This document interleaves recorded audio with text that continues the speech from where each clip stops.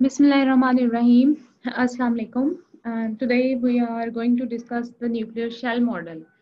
Previously बेटे हमने class में पढ़ा था लिक्विड ड्रॉप मॉडल, और लिक्विड ड्रॉप मॉडल में हमने ये देखा था कि दैट वाज अ मॉडल जिसमें हम बात कर रहे थे कि nucleus is just like liquid drop. और उसमें हमने बात ये की थी कि जिस तरह से लिक्विड ड्रॉप में वैन डर वाल फोर्सेस वगैरह लगती हैं, इसी तरीके से आपके पास न्यूक्लियस में भी कुछ फोर्सेस लग रही होती हैं, न्यूक्लियर फोर्सेस, जिसकी वजह से वो न्यूक्लियर की शेप जो है न्यूक्लियस की वो लिक्विड ड्रॉप की जैसी होती है। और उसमें फिर हमने बहुत सारी एनर्जी टर्म्स देखी थी बाइंडिंग एनर्जी के रेलेवेंट। और फिर हमने ये देखा था कि जो लिक्विड ड्रॉप मॉडल है उसकी बहुत सारी सक्सेसेस थी, लेकिन कुछ फेलियर्स थे। फेलियर्स उसके क्या थे कि एक तो वो स्पिन मोशन को नहीं कर पाया था एक्सप्लेन, और दूसरा वो मैग्नेटिक मोमेंट के बारे में कोई इंफॉर्मेशन नहीं दे पाया था। तो for to overcome these discrepancies जो आपके पास मॉडल डेवलप किया गया, that was the shell model. This was proposed by Mayer. तो ये जो मॉडल है इसको आप पार्टिकल इंडिपेंडेंट मॉडल भी कहते हैं, और इसमें हम देखते हैं कि अब बेसिकली हम कैसे इसको लेके चलते हैं। शेल मॉडल में जो बेसिक असम्पशन है वो हमारी यही होगी कि जिस तरीके से एटम है और एटम में मौजूद जो इलेक्ट्रॉन्स हैं, they are residing in some specific shells on the basis of energies, on the basis of their angular momentum, on the basis of their spin. तो इसी तरीके से शेल मॉडल जो है इसमें आपके पास मौजूद होते हैं, आपके पास न्यूक्लियस में भी शेल्स होते हैं, और उन शेल्स में न्यूक्लियॉन्स मौजूद होते हैं। अब जहां तक बात की जाए कि न्यूक्लियॉन्स में रहने वाले रेजिडेंट्स कौन हैं, तो वो हैं आपके पास या तो न्यूट्रॉन्स या प्रोटॉन्स। अब प्रोटॉन्स जो हैं because they have a charge, तो वो जो चार्ज है वो उनमें रिपल्शन पैदा करता है, दैट इज कूलम फोर्सेस उसमें डेवलप हो जाती हैं, जिसको आप इलेक्ट्रोस्टैटिक रिपल्शन कहते हैं। इस वजह से इनके जो एनर्जी लेवल्स हैं एज कम्पेयर टू न्यूट्रॉन थोड़े से हाई होते हैं, क्योंकि इनमें कूलम रिपल्शन की वजह से भी एनर्जी जो है वो मौजूद होती है, जबकि जो न्यूट्रॉन्स हैं उनके जो एनर्जी लेवल्स हैं they are present at little lower, थोड़ी सी कम एनर्जी पर वो मौजूद होते हैं। अच्छा जी, तो सबसे पहले हम देख लेते हैं कि डिफरेंसेस क्या क्या हैं शेल मॉडल में और लिक्विड ड्रॉप मॉडल में।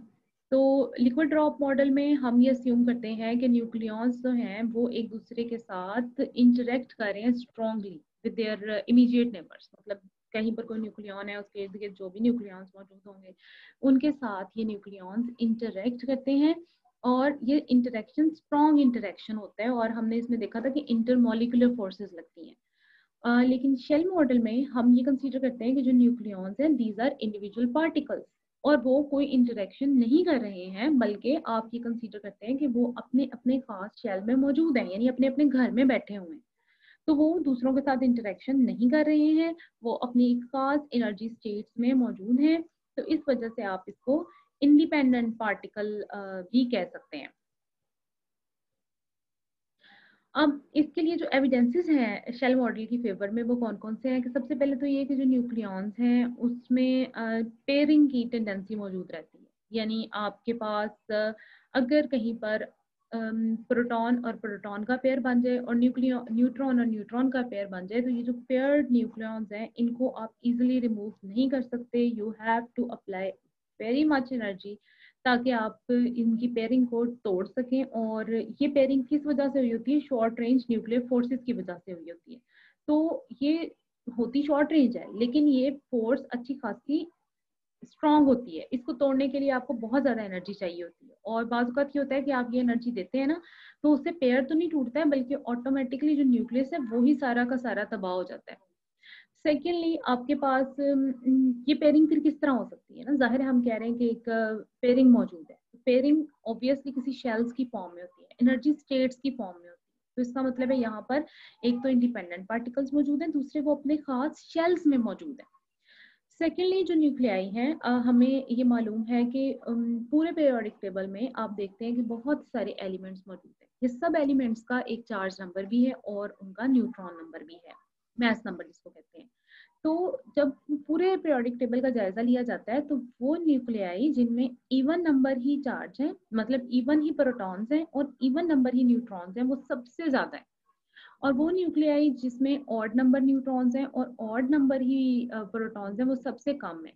और जो इवन और ऑड इवन की सिमेट्री है वो इन बिटवीन है इस इवन इवन और ऑड ऑड की अबंडेंस के दरमियान। सिमिलरली आपके पास कुछ न्यूक्लियाई ऐसे हैं जिसमें प्रोटॉन नंबर और जो न्यूट्रॉन नंबर है वो कुछ खास नंबर्स के इक्वल है, जैसे 2, 8, 20, 28, 50, 82 या 126। ये जो न्यूक्लियाई होंगे जिसमें प्रोटॉन या न्यूट्रॉन नंबर इस रेंज का होगा या इस नंबर के बराबर होगा, वो थोड़ा डिफरेंटली बिहेव करते हैं। डिफरेंटली कैसे बिहेव करते हैं? अपने नेबर्स की निस्बत, यानी कि वो ज्यादा स्टेबल हैं, उनके पास ज्यादा एनर्जीज हैं, उनकी एनर्जी स्टेट ज्यादा हाई हैं। आप उनको इजीली जो है उसमें से कोई प्रोटॉन या न्यूट्रॉन निकाल नहीं सकते। आप ये कह सकते हैं कि मोस्ट स्टेबल। फिर आप जब उनकी मैग्नेटिक मोमेंट्स या स्पिन्स देखेंगे तो वो भी आपको जीरो मिलेंगी और वो बिल्कुल स्फेरिकल फॉर्म में मिलेंगे। तो ये क्यों इन नंबर्स पे है? ये वाले जो स्पेसिफिक नंबर्स हैं इनको हम नाम देते हैं मैजिक नंबर का। ये खास नंबर्स हैं जिनके ऊपर ये चीजें पॉसिबल होती हैं और हर न्यूक्लियाई ऐसा नहीं है। सिर्फ वो न्यूक्लियाई जिसमें न्यूट्रॉन या प्रोटॉन आपके पास 2, 8, 20, 28, 50, 82 या 126 के बराबर है। और अगर किसी में Z और N मतलब न्यूट्रॉन और प्रोटॉन दोनों ही इस नंबर को फॉलो करते हैं, फिर तो सोने पे सुहागा हो जाता है और वो डबली मैजिक बन जाता है आपके पास। उसमें डबल मैजिक नंबर एग्जिस्ट करते हैं तो वो एक्स्ट्रा स्टेबल हो जाते हैं, हाईली स्टेबल हो जाते हैं। इसमें आप देखें तो आपके पास जो है वो मौजूद है, ऑक्सीजन मौजूद है आपके पास है वो 8O16, उसमें 8 ही प्रोटॉन है और 8 ही न्यूट्रॉन है। तो वो डबल मैजिक है, उसके अंदर डबल मैजिक नंबर आने की वजह से वो एक्स्ट्रा स्टेबल है। इसी तरीके से आपके पास न्यूक्लियाई जिनमें मैजिक नंबर होता है, उनके जो न्यूट्रॉन और प्रोटॉन है, उनकी जो फर्स्ट एक्साइटेड स्टेट्स हैं उसकी एनर्जी बाकी न्यूक्लियाई की निस्बत बहुत ज्यादा होती है। Like if you want to excite a nuclei having a magic number, you have to give some extra energy. आप वो एनर्जी देंगे और आम जो लेवल की फर्स्ट एक्साइटेड स्टेट की एनर्जी है ना, उससे ज्यादा एनर्जी आपको देनी पड़ेगी। अब हम देखते हैं इसकी असम्पशंस या इसके मफरूज़े क्या थे शेल मॉडल के, जिनकी बेस पर इस मॉडल को बनाया गया, डेवलप किया गया। तो सबसे पहले तो जो इसमें आता है वो ये आता है कि न्यूक्लियॉन्स जो हैं वो क्लोज्ड सब शेल्स बनाते हैं with in the nucleus. Nucleus के अंदर बिल्कुल ऐसे ही न्यूक्लियॉन के सब शेल्स मौजूद हैं जैसे एटम में इलेक्ट्रॉन के हैं, जैसे जिनको आप नाम देते हैं SPDF। जब आप इलेक्ट्रॉनिक कॉन्फ़िगरेशन आपने केमिस्ट्री में पढ़ी, उसके बाद आपने एटॉमिक फिजिक्स में पढ़ी, तो वो आपके पास होती है जी, फर्स्ट शेल होता है S, सेकंड वाला होता है P, फिर होता है D, फिर होता है F एंड सो ऑन, चलते जाते हैं। और फिर आप उसमें कहते हैं कि S शेल में 2 इलेक्ट्रॉन्स रह सकते हैं, P में 6 रह सकते हैं, D में 10 रह सकते हैं, F में 14 रह सकते हैं। तो बिल्कुल सेम सिमेट्री पे न्यूक्लियस के अंदर भी सब शेल्स मौजूद हैं और ये जो सब शेल्स हैं इसमें ये न्यूट्रॉन्स और प्रोटॉन्स रहते हैं। न्यूट्रॉन के अलग हैं, प्रोटॉन के अलग हैं। न्यूट्रॉन के लिए भी SPDF सारे शेल मौजूद हैं और प्रोटॉन के लिए भी मौजूद है। सेकेंड असम्पशन ये है कि हम ये कहते हैं कि जो न्यूक्लियॉन्स हैं ये जब न्यूक्लियस में रीअरेंज होते हैं किसी शेल स्ट्रक्चर में, तो ये जो शेल्स हैं ये क्लोज हो जाते हैं और इनमें एक खास नंबर ऑफ प्रोटॉन और न्यूट्रॉन आ जाते हैं। बिल्कुल ऐसे ही जैसे अभी मैंने बात की है कि S शेल में 2 इलेक्ट्रॉन रह सकते हैं, ऐसे ही न्यूक्लियस का जो आपके पास S शेल होगा उसमें 2 प्रोटॉन्स, प्रोटॉन्स वाले के लिए 2 प्रोटॉन्स रह सकते हैं और न्यूट्रॉन के लिए 2 न्यूट्रॉन्स रह सकते हैं। और उसके बाद नेक्स्ट कोई उसमें न्यूक्लियन नहीं आ सकता। प्रोटॉन वाले में 2 से ज्यादा प्रोटॉन नहीं आ सकते S में। इसी तरीके से न्यूट्रॉन वाले में 2 से ज्यादा न्यूट्रॉन नहीं आ सकते S वाले में। ऐसे P वाले में 6 से ज्यादा नहीं आ सकते, D वाले में 10 से ज्यादा नहीं आ सकते। यानी वो जो सब शेल है जिसमें एक खास नंबर के आपके पास न्यूक्लियॉन्स आ जाते हैं, उसके बाद वो क्लोज हो जाता है, उसमें फर्दर न्यूट्रॉन और प्रोटॉन नहीं आ सकते।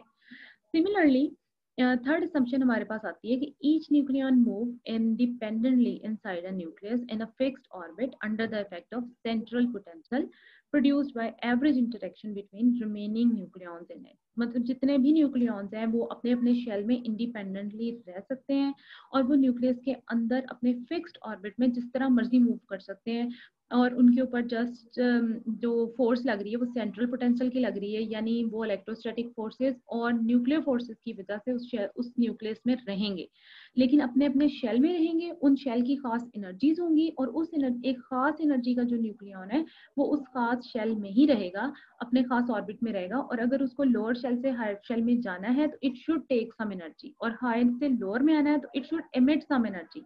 और वो एनर्जीज क्या होती हैं, आप या तो पार्टिकल की फॉर्म में उसको एमिट करते हैं अल्फा बीटा की फॉर्म में, या फिर वो गैमास की फॉर्म में होते हैं। ये जो गैमा डिके होता है ना, इट इज नथिंग, हम कहते हैं गैमा डिके में ना तो चार्ज नंबर चेंज होता है ना मैथ नंबर चेंज होता है, फिर क्या चेंज होता है उसमें, सिर्फ जो एक्साइटेड स्टेट का न्यूक्लियाई है वो नॉन एक्साइटेड स्टेट में चला जाता है, और वो जो एक्स्ट्रा एनर्जी होती है ना उसको एमिट कर देता है। यानी आपके पास कोई न्यूक्लियॉन्स एक्साइटेड स्टेट में गए हैं, फर्स्ट करें कोई प्रोटॉन गया हुआ है एक्साइटेड स्टेट में, तो अब जब वो वापस आएगा ना अपने ओरिजिनल स्टेट में, तो वो जो एनर्जी एमिट करेगा वो गैमा की फॉर्म में करेगा। ऐसे ही अगर एक न्यूट्रॉन किसी एक्साइटेड स्टेट में गया हुआ है तो वो अपने शेल में जब वापस आएगा, अपने ऑर्बिट में जब वापस आएगा, तो जो एनर्जी इमिट करेगा वो गैमा की फॉर्म में करेगा। तो ये कुछ असम्पशंस हैं इसकी कि क्लोज्ड सब शेल्स होते हैं, हर जो शेल है उसमें खास नंबर ऑफ प्रोटॉन्स होते हैं, और मतलब न्यूट्रॉन्स होते हैं, मतलब न्यूक्लियॉन्स खास होंगे हर खास शेल में। और फिर ये जो न्यूक्लियॉन्स हैं ये इंडिपेंडेंटली मूव करते हैं और इंडिपेंडेंट पार्टिकल की तरह बिहेव करते हैं, और जब इनको एक लोअर ऑर्बिट से हायर ऑर्बिट में जाना होता है तो they have to take some energy, और जब हायर से लो में आना होता है तो they emit some kind of energy. तो इस तरीके से इनके जो इंटरेक्शंस होते हैं नेबरिंग न्यूक्लियाई में एनर्जी की बेसिस पे होते हैं। इसके अलावा हर जो न्यूक्लियॉन है उसके पास एक खास स्पिन एंगुलर मोमेंटम होता है और ऑर्बिटल एंगुलर मोमेंटम होता है। ये बिल्कुल वही है जैसे हमने पीछे क्वांटम मैकेनिक्स की क्लास में पढ़ा है कि आपके पास क्वांटम नंबर्स होते हैं। वो क्वांटम नंबर्स इलेक्ट्रॉन्स के पढ़े थे हमने कि इन केस ऑफ इलेक्ट्रॉन हमारे पास क्वांटम नंबर कैसे होते हैं कि पहले एक प्रिंसिपल क्वांटम नंबर होता है जी, कौन से ऑर्बिट में यानी कौन से शहर में।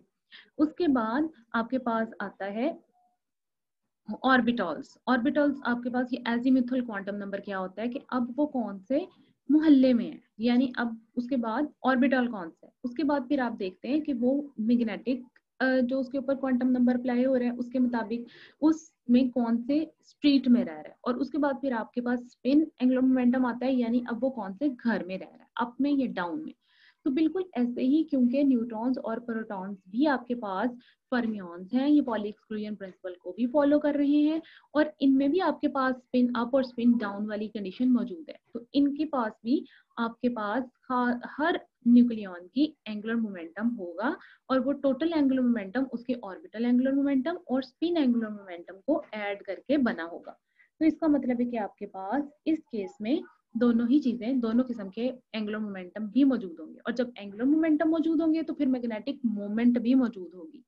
तो वो जो चीजें लिक्विड ड्रॉप मॉडल में एक्सप्लेन नहीं कर पाए वो शेल मॉडल एक्सप्लेन कर देगा कि इनका क्योंकि एंगुलर मोमेंटम भी एग्जिस्ट करता है, स्पिन एंगुलर मोमेंटम भी एग्जिस्ट करता है, तो स्पिन्स भी इनकी एग्जिस्ट करती हैं और मैग्नेटिक मोमेंट भी इनकी एग्जिस्ट करती है। अब हम कंसीडर कर लेते हैं कि हमारे पास जो न्यूक्लियॉन्स है दे आर मूविंग इंडिपेंडेंट, और जब वो इंडिपेंडेंटली मूव कर रहे हैं तो वो न्यूक्लियस के अंदर मूव कर रहे हैं, तो हम उनको कंसीडर कर लेते हैं कि they are behaving like harmonic oscillators. तब आप क्वांटम मैकेनिक्स 1 में ये पढ़ चुके हैं कि जो पार्टिकल्स हैं they move in shells, they move in the box, they can act like harmonic oscillators। तो यहाँ पर हम ये बात करते हैं कि वो एक हार्मोनिक ऑसिलेटर पोटेंशियल के तौर पर बिहेव कर रहा है, और न्यूक्लियस के अंदर वो हार्मोनिक ऑसिलेटर की तरह मूव कर रहे हैं। ऑसिलेटर्स क्या होते हैं? ऐसे आपके पास objects that move to and fro about a mean position. तो यहाँ पर जो हार्मोनिक ऑसिलेटर का वर्ड है, ये हार्मोनिक स्पेसिफिकली किसके साथ लिंक्ड है? फ्रीक्वेंसी के साथ लिंक्ड है। हार्मोनिक्स होती हैं आपके पास एक खास फ्रीक्वेंसीज, मतलब एक फंडामेंटल फ्रीक्वेंसी होती है, और फिर उसी फंडामेंटल फ्रीक्वेंसी का जो इंटेग्रल मल्टीपल होता है that is called harmonic frequencies. तो हार्मोनिक ऑसिलेटर आपके पास ऐसे पार्टिकल्स हैं जो कि एक खास फ्रीक्वेंसी ओमेगा के साथ to and fro motion perform कर रहे होते हैं उस न्यूक्लियस के अंदर ही। तो इसका जो पोटेंशियल होगा that will be harmonic oscillator potential, और यहाँ पर क्योंकि स्फेरिकल सिमेट्री है तो वो स्फेरिकली सिमेट्रिक होगा। फिर हम उसके लिए क्या करते हैं, हम श्रोडिंगर वेव इक्वेशन को सॉल्व करते हैं इन कार्टेशियन कोऑर्डिनेट सिस्टम, और वो हमारे पास, और इसके अलावा हम स्फेरिकल पोलर में भी कर सकते हैं। तो जो रिलेशनशिप हमारे पास आता है वो ये आता है, ये देखिए जी, ये है काइनेटिक एनर्जी इसकी, minus h cut square over 2m into del square, which is depicted by the momentum, and second is the potential energy. तो ये kinetic energy plus potential energy is equal to the total energy. और जब हम इसको Schrodinger wave equation से solve कर लेते हैं तो we get the potential is equal to half m omega square r square. और यहाँ पर ये जो r है, क्योंकि हम कार्टेशियन कोऑर्डिनेट सिस्टम में चल रहे हैं, तो this is equal to x square plus y square plus z square, तीनों आ जाएंगे कोऑर्डिनेट्स। और जब हम इसको एनर्जी की फॉर्म में ले जाएंगे सॉल्व करने के बाद, तो this is equal to h cut omega. ये देखिए, ये ओमेगा जो है ये फ्रीक्वेंसी है 2 पाई f। और मैंने बात की थी हार्मोनिक ऑसिलेटर है, तो हार्मोनिक्स के लिए यहाँ पर एक fundamental frequency h cut omega होगी। अब जितनी भी 2 h cut omega, 3 h cut omega, 4 h cut omega जितनी भी आएंगी वो सारी की सारी इसकी हार्मोनिक्स होंगी। तो इस वजह से हम इसको हार्मोनिक ऑसिलेटर कह रहे हैं। अब देखिए आप E is equal to h cut omega, और यहाँ पर आपके पास nx, ny, nz ये तीनों आपके पास आ गए नंबर्स प्लस 3/2।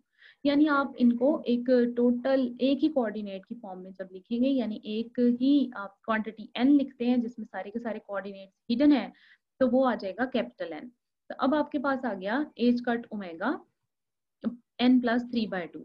अब ये जो इक्वेशन है दिस विल गिव यू कि आपके पास मुख्तलिफ एनर्जी स्टेट्स में कितने कितने पार्टिकल्स आएंगे। तो यहाँ पर ये हमारे पास एक टेबल जो है वो गिवन है, और अब हम इसकी बेस पर एनर्जी लेवल डायग्राम देख लेते हैं कि वो कैसे हैं। ये देखिए, ये पहला जो आपके पास लेवल है दैट इज 1s। इसमें आ सकते हैं 2 न्यूक्लियॉन, ठीक है जी। ये 1p आ गई स्टेट, इसमें आ सकते हैं 6 न्यूक्लियॉन, 2 + 6 टोटल 8 हो जाएंगे। उसके बाद आपके पास आता है 2s और 1d। 2s1 में सेकंड स्टेट s की आ गई, उसमें 2 न्यूक्लियॉन आएंगे, d में 10 आएंगे। अब आपके पास टोटल यहाँ पर हो जाते हैं 12, और इन 12 को आप 8 से मल्टी ऐड करते हैं तो 20 हो जाते हैं टोटल। नेक्स्ट स्टेट में आपके पास 2 पे 6 और 1 f आ जाता है। t में आते हैं आपके पास 6, और f में आपके पास आते हैं 14।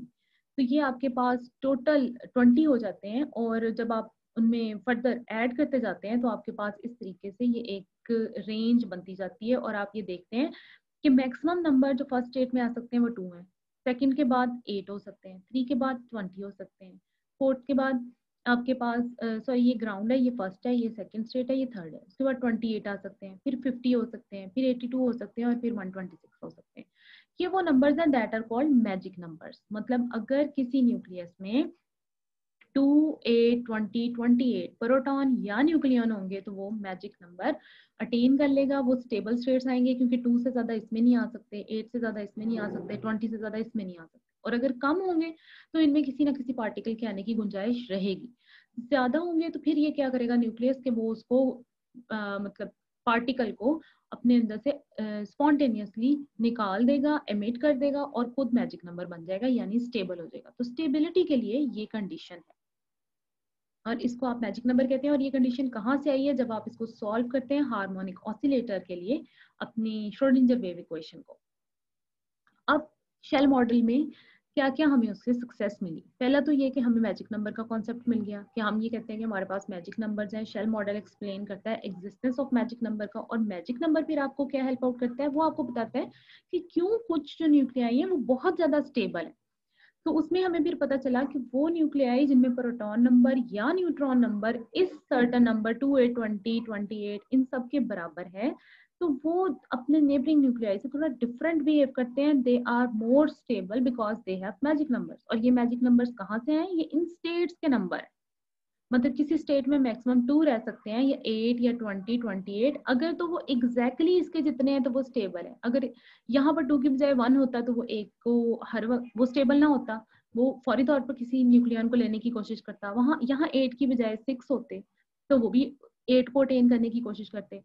तो ये बिल्कुल ऐसे ही जैसे एटम में वो एक स्टेबिलिटी की कंडीशन को अटेन करने की कोशिश करता है, और एक्स्ट्रा जो इलेक्ट्रॉन्स है उनको इमिट कर देता है, और या अगर उसके पास इलेक्ट्रॉन्स नहीं है तो वो उसको ले लेता है, आयोनाइज हो जाता है। अब आपके पास ये देखें, ये है स्पिन को ये एक्सप्लेन करता है। शेल मॉडल जो है सक्सेसफुली एक्सप्लेन करता है ग्राउंड स्टेट स्पिन को और मैग्नेटिक मोमेंट ऑफ न्यूक्लियाई को। कैसे कि अभी ये मैंने बात की है कि जो एस है आपके पास स्टेट, उसमें सिर्फ 2 न्यूक्लियॉन्स हो सकते हैं, जिसमें से एक की स्पिन अप होगी और एक की डाउन होगी। ये लिक्विड ड्रॉप मॉडल इसको एक्सप्लेन नहीं कर रहा था। इसी तरीके से ये मैग्नेटिक मोमेंट ऑफ न्यूक्लियाई जो है उसको भी एक्सप्लेन करेगा कि न्यूक्लियाई की मैग्नेटिक मोमेंट क्या है, और उस मैग्नेटिक मोमेंट के हिसाब से जो न्यूक्लियाई है उसको आप ऑन द होल नेगेटिव या पॉजिटिव कौन सा पार्टिकल कंसीडर कर सकते हैं।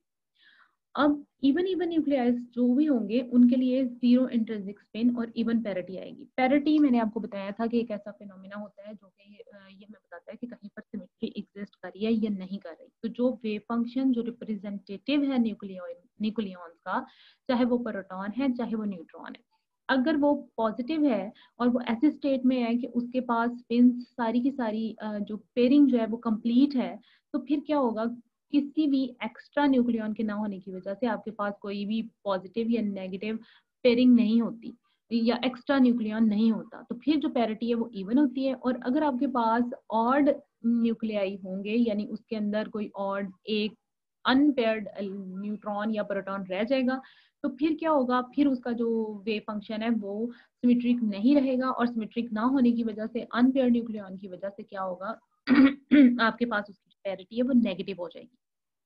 तो in this case you can check, आपको पैरिटी के बारे में भी पता चल जाता है, जो कि हमने बात की थी कि जो पैरिटी है इन case of strong nuclear interactions वो कंजर्व रहती है और वीक में वो कंजर्व नहीं होती है। और स्ट्रॉन्ग इंटरेक्शंस कहाँ पर आते हैं, जब आपके पास इवन इवन न्यूक्लियाइज होते हैं। ऑड वाले केस में तो स्ट्रॉन्ग इंटरेक्शन पॉसिबल ही नहीं है, क्योंकि अनपेयर्ड न्यूक्लियॉन ने फौरी तौर पर स्टेबल होने के लिए इंटरेक्शन कर लेना है।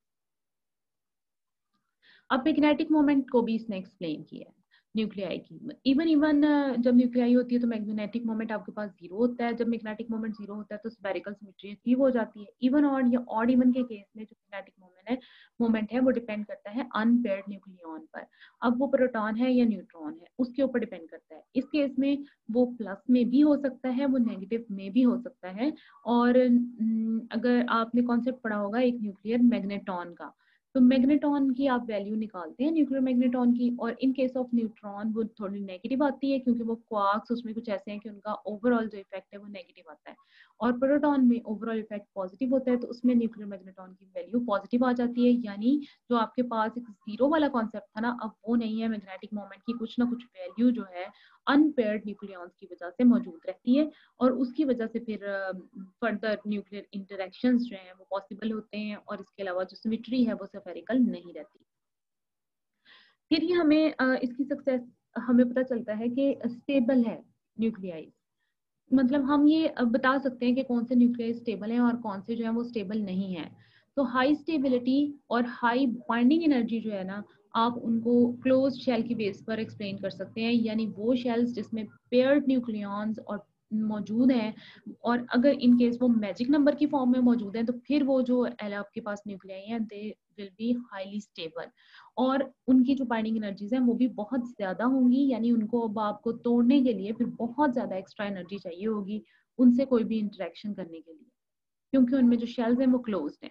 सिमिलरली इसमें हमें न्यूक्लियर आइसोमेरिज्म के फिनोमेना के बारे में भी बताता है। अब आइसोमेरिज्म का फिनोमेना क्या है, जिसमें आप आइसोबर्स, आइसोटोन्स एंड आइसोटोप्स के बारे में जानते हैं। आइसोटॉपिक न्यूक्लियाई वो होते हैं जिनमें प्रोटॉन नंबर सेम होता है, चार्ज नंबर। आइसोटोनिक न्यूक्लियाई वो होते हैं जिसमें न्यूट्रॉन नंबर सेम होता है। आइसोबेरिक न्यूक्लियर वो होते हैं जिनमें बेरियन नंबर सेम होता है। यानी पार्टिकल लेवल पर बहुत सारी अचीवमेंट्स आप इस इंडिपेंडेंट न्यूक्लियर शेल मॉडल के जरिए कर सकते हैं। ये आपको एक्सप्लेन कर देता है डिफरेंट एनर्जी स्टेट्स को, कि कौन सी एनर्जी स्टेट्स में बेरियन नंबर आ रहा है, कौन सी एनर्जी स्टेट्स में प्रोटॉन नंबर आता है, कौन सी एनर्जी स्टेट्स में न्यूट्रॉन नंबर आ रहा है। मतलब आइसोमेरिज्म के फिनोमेना को ये फिर एक्सप्लेन कर देता है। यानी एक ही न्यूक्लियस के कितने आइसोमर्स हो सकते हैं। आइसो का मतलब है सेम, मर का मतलब है शक्लें। तो कोई ऐसे न्यूक्लियॉन किसी भी न्यूक्लियस की ऐसे भी हिस्से हो सकते हैं जो आइसोटोप्स हों, आइसोबार्स भी हो सकते हैं, आइसोटोन्स भी हो सकते हैं एक ही न्यूक्लियाई के। तो ये हमें इसके बारे में भी बता देता है। अब हम देखते हैं कि मैजिक नंबर्स क्या हैं। अभी प्रीवियसली हम ये बात कर रहे हैं कि मैजिक नंबर्स आपके पास कुछ खास नंबर हैं, जैसे ये नंबर लिखे हुए हैं 2, 8, 20, 28, 50, 82 और 126। ये सब वो नंबर हैं जहां पर जो स्टेट्स हैं न्यूक्लियस की एनर्जी स्टेट्स वो फिल्ड है। मतलब एस स्टेट भी फिल्ड है, उसके बाद पी भी फिल्ड है, डी भी फिल्ड है, एफ भी फिल्ड है। तो जब तो कंप्लीटली फिल्ड होते हैं तो फिर इंटरेक्शन पॉसिबल नहीं होते नेबरिंग न्यूक्लियाई के साथ, ना ही इस किस्म के न्यूक्लियाई को अपने आप को डिके करने का कोई ज्यादा शौक होता है, क्योंकि देखिए जी कायनात जो है ना वो एक फुल तवाजन में है। इक्विलिब्रियम जो है ना वो की कॉन्सेप्ट है इस पूरी की पूरी यूनिवर्स का। तो वो न्यूक्लियाई जिसमें आपके पास फिल्ड स्टेट्स हैं तो वो इक्विलिब्रियम में है। जब वो इक्विलिब्रियम में है तो they need not to decay. और उनको अगर हमने उनसे कोई आर्टिफिशियल जनरेट करना है तो फिर हमें बहुत ज्यादा एनर्जी चाहिए उनको डिके करवाने के लिए, उनसे आर्टिफिशियल रेडियो एक्टिविटी जनरेट करने के लिए। तो इस किस्म के जो मैजिक नंबर्स कहलाते हैं ये वाले नंबर्स जिनमें स्टेट्स जो हैं कंप्लीटली फिल्ड हैं, और इन नंबर्स को फिर हम मैजिक नंबर्स कहेंगे। Experimental evidence in magic numbers का कहाँ से आया था कि सबसे पहले तो ये कि binding energy in magic number nuclides की ना बहुत ज़्यादा थी। तो जब एक्सपेरिमेंट परफॉर्म किए गए, हर न्यूक्लियाई की बाइंडिंग एनर्जी चेक की गई, तो ये देखा कि कुछ आपके पास न्यूक्लियॉन्स ऐसे थे जिनकी बाइंडिंग एनर्जी बहुत ज़्यादा थी आम एनर्जी से, आम न्यूक्लियाई से। तो ये जो एनर्जी है ये इसलिए ज़्यादा हो जाती है because we need extra large energy to separate single nucleon from such nuclei। वो न्यूक्लियाई जो बहुत स्टेबल है उनमें से हम एक न्यूक्लियन को भी अलग करना चाहते हैं ना, जैसे एक न्यूट्रॉन हमें चाहिए या एक प्रोटॉन चाहिए, तो हमें बहुत सारी एनर्जी उसको देनी पड़ती है। क्यों? क्योंकि वो अपनी फील्ड स्टेट में बैठा हुआ है, उसके ऊपर जो पोटेंशियल स्टेट्स का है वो बहुत ज्यादा है। तो बाहर से हमें पहले उस पोटेंशियल के इक्वल, बल्कि उस पोटेंशियल को क्रॉस करने के लिए एनर्जी देनी पड़ती है, फिर वो बाहर आता है। इसी तरीके से नंबर ऑफ स्टेबल न्यूक्लियाई जिसमें आपके पास Z और N की वैल्यूज मैजिक नंबर के बराबर हैं, उनके लिए आपके पास वो ज्यादा हैं, अबंडेंट है। मतलब आम तौर पर कायनात में स्टेबल न्यूक्लियाई ज्यादा पाए जाते हैं और अनस्टेबल कम है, और वो स्टेबल जिसमें Z और N जो है उनके मैजिक नंबर मौजूद है वो ज्यादा है। तो उसमें आप देखें कि आपके पास स्ट्रोंशियम है Z50, इसी तरीके इसके 10 स्टेबल आइसोटोप्स मौजूद हैं। कैल्शियम है Z20, इसके 6 स्टेबल आइसोटोप्स मौजूद हैं। तो ये बहुत ज्यादा इसकी अबंडेंस जो है यूनिवर्स में बहुत ज्यादा है, मतलब ऑटोमेटिकली ये ज्यादा नेचुरली अकरिंग है। और नेचुरली अकरिंग में फिर इनकी रिलेटिव अबंडेंस भी बहुत ज्यादा है। रिलेटिव अबंडेंस क्या होती है कि आपके पास जो जमीन पे पाए जाने वाले जितने भी एलिमेंट्स मौजूद हैं वो परसेंटेज उनकी क्या है। तो हम देखते हैं कि स्ट्रोंशियम जो है उसकी परसेंटेज 88 की परसेंटेज, बेरियम 138 और सीलियम 140 की जो परसेंटेज है वो आपके पास 82%, 71% और 88% है। मतलब ये वो आइसोटोप्स हैं जिसमें कोई ना कोई मैजिक नंबर एग्जिस्ट कर रहा है, 50, 82 और 82।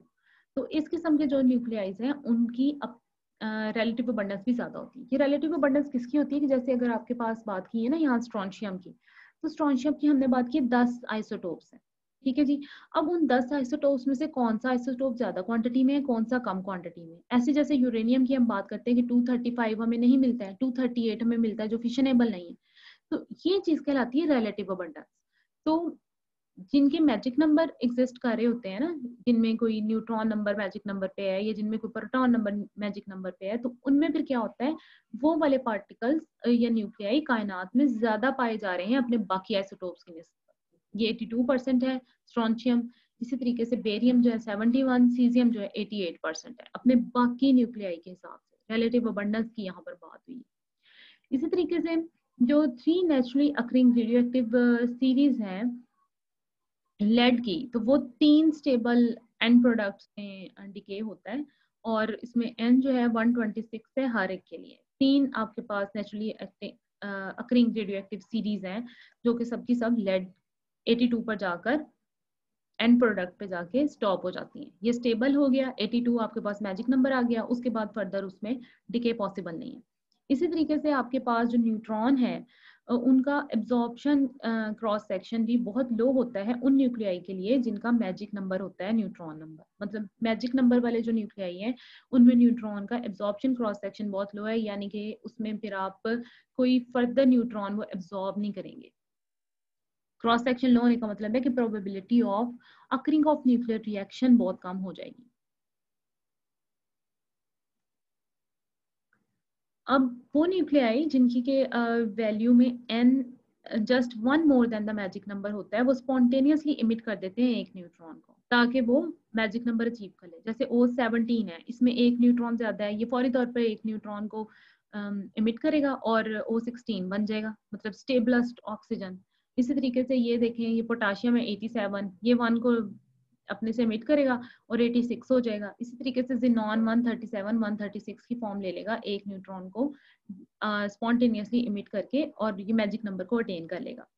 Similarly, वो न्यूक्लियाई जिनके magic number of neutrons and protons have first excited state at higher energies than in case of neighbouring nuclei, तो इनकी जो फर्स्ट एक्साइटेड स्टेट है उसकी एनर्जी भी ज्यादा होती है एज कम्पेयर टू द दूसरे नेबरिंग न्यूक्लियाई की, उन न्यूक्लियाई की जो मैजिक नंबर जिनके पास मौजूद होता है। इलेक्ट्रिक क्वाड्रुपोल मोमेंट्स जो हैं मैजिक नंबर वालों की, वो 0 निकलती हैं। इसका मतलब है कि इसके पास जो है स्फेरिकल सिमेट्री है क्लोज शेल की वजह से। क्वाड्रुपल मोमेंट का मतलब क्या होता है कि आपके पास सेमी मेजर एक्सिस और सेमी माइनर एक्सिस जो है ना उसकी डिफरेंट वैल्यूज हों, और इस क्वाड्रुपल मोमेंट की वजह से क्या होता है कि ये सिमेट्री जो है वो स्फेरिकल नहीं रहती। तो आप स्फेरिकल सिमेट्री उस वक्त अचीव होती है जब क्वाड्रुपल मोमेंट जो है वो 0 हो जाती है। इसी तरीके से इसमें से जो फिर अल्फा बीटा और गैमा निकलेंगे मैजिक नंबर वाले न्यूक्लियाई से, उनकी एनर्जी ज्यादा होगी as compare to the other alpha beta gamma जो किसी और न्यूक्लियाई में से निकले होंगे। तो special features in magic nuclei के क्या हैं कि जो न्यूट्रॉन की सेपरेशन एनर्जी है न्यूट्रॉन या प्रोटॉन की, जो मैजिक नंबर वाले न्यूक्लियाई में पाए जा रहे हैं, तो वो ज्यादा होगी एज कम्पेयर टू द आम जो न्यूक्लियाई हैं। तो पीक एनर्जीज होती हैं इनमें। बाइंडिंग एनर्जी कर्व अगर बनाया जाए तो उसमें कुछ पीक्स नजर आती हैं, एक ऑक्सीजन पे नजर आती है। तो ऑक्सीजन की पीक जो किंग है वो भी मैजिक नंबर की वजह से है क्योंकि वो स्टेबल है।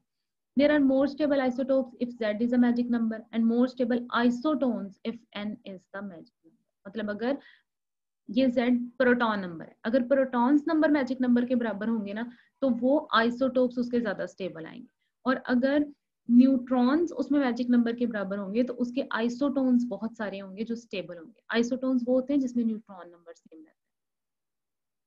अब ये देखें कि अगर मैजिक नंबर जो है n का n जो है वो कोई मैजिक नंबर है, मतलब न्यूट्रॉन नंबर जो है वो मैजिक नंबर को अचीव कर रहे हैं, तो न्यूट्रॉन एब्जॉर्प्शन का जो क्रॉस सेक्शन है वो बहुत कम होगा दूसरे न्यूक्लियाइड की निस्बत। ये देखें, ये 28 है, 50 है, 82 है, 126 है। इनके लिए ये देखें ये क्रॉस सेक्शन की वैल्यू कम है एज कम्पेयर टू ये 20 के लिए। देखें ये डॉट्स, ब्लू वाले जितने डॉट्स है ना, ये सब है nucleo cross section neutron absorption के। आप ये देखें कि जितने भी न्यूट्रॉन एब्जॉर्प्शन के क्रॉस सेक्शंस हैं बाकी सब के लिए ये न्यूट्रॉन नंबर चेंज हो रहा है, 20 से लेके 120 से भी आगे तक, उनके लिए ये वैल्यू ज्यादा है। और जहां पर 28 आ गया ये कम हो गई, जहां पर 50 आ गया ये कम हो गई, जहां पर 82 आ गया ये कम हो गई, जहां पर 126 आ गया ये कम हो गई। मतलब इन मैजिक नंबर वाले न्यूट्रॉन्स में फिर ये चांसेस ही नहीं है, बहुत कम चांसेस है कि न्यूट्रॉन फर्दर एब्जॉर्ब हो सके क्योंकि स्टेट्स ऑलरेडी फेल्ड है।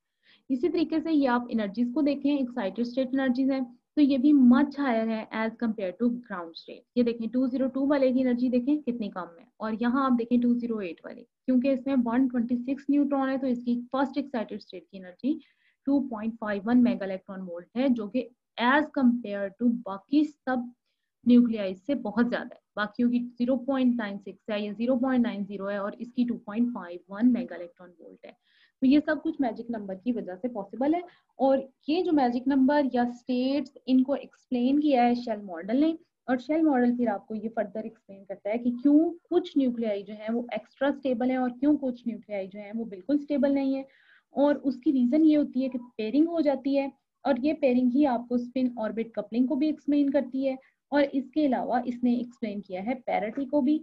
और इसके अलावा आपको ये भी पता चलता है कि जो इवन न्यूक्लियाई है वो मोर अबंडेंट है एज कम्पेयर टू और बाकी जितने भी किस्म के अबंडेंस है। एनर्जीज भी इनकी ज्यादा होती हैं, और मैग्नेटिक मोमेंट जो है इन case of even nuclei, paired nuclei, वो 0 होती है, जबकि बाकी केसेस में मैग्नेटिक मोमेंट की कुछ ना कुछ वैल्यू एग्जिस्ट करती है, और वो अनपेयर्ड न्यूक्लियॉन की वजह से होती है। यानी अनपेयर्ड एक प्रोटॉन आ गया या अनपेयर्ड एक इलेक्ट्रॉन आ गया या ऑर्डर्ड न्यूक्लियाई आ गए, तो उनकी वजह से फिर मैग्नेटिक मोमेंट कुछ ना कुछ एग्जिस्ट करेगी। इससे फिर हमने ये भी आइडेंटिफाई कर लिया कि न्यूक्लियस की भी कोई मैग्नेटिक मोमेंट होती है। तो न्यूक्लियस की मैग्नेटिक मोमेंट और न्यूक्लियर मैग्नेटॉन की वैल्यूज भी हमने शेल मॉडल की मदद से ही आइडेंटिफाई की हैं, अदरवाइज हमारे पास कोई तरीका नहीं था उनको कैलकुलेट करने का।